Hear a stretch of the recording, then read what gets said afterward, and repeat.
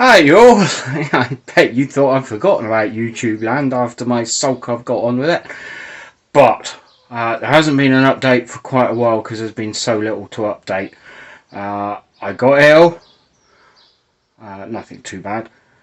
I then went on holiday for 2 weeks in the middle of the busiest part of the year for my business. I then came back and I've been absolutely flat out. I've done a couple of days work on this car, then I did a Sporting Bears event taking passengers out in my ExoBusa, and the ExoBusa has broken a big end again, so I've not got a whole lot done, but I'll give you a quick little show around where I am now.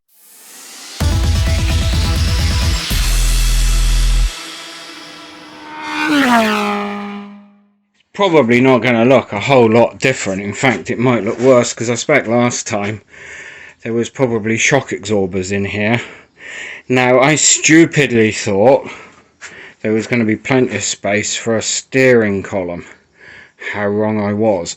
So I've had to remove the shock absorber mounts and move them back that way a little bit to allow room for, this is only on here temporarily at the moment, the steering column to go up. And I also even had to offset that slightly, but as I've got, this is nearly 4 turns and I only really want about 3 turns, I should be okay. What I'm going to do is I'm going to get made up different versions of these. I've got to do a little CAD file for those so I can mount the steering a little bit further in. I'll probably have a 2 option thing, so effectively then I've got more leverage, so less movement on there will move the wheel more. Because using this, I don't think anyone guessed that. Did I once say about who was going to guess what this is? This rack. There we are. Does that tell you? Oh no, that's where it says that. Hey. It's the narrowest rack I could find. It's still slightly wider than I need, but it is really narrow. So that's mounted in there. This, as you can see, steering column will mount. I'm in an iron at the moment whether I need to extend that slightly or I can put the universal joint straight on. The problem with the universal straight on is it then leaves the gap basically where the spring's going to be is really tight in there, so having a straight bit then a UJ gives me just, well, you can see what we're talking, a centimetre, maybe 2 centimetres of elbow room, which could be important. I've not worked that out yet. Anyway, that's where I am.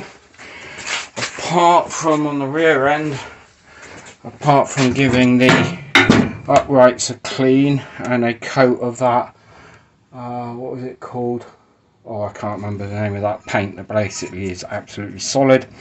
That's all I've done at the back here. And my next few hours is going to be taking, it could have been time in here, is taking the engine out of that.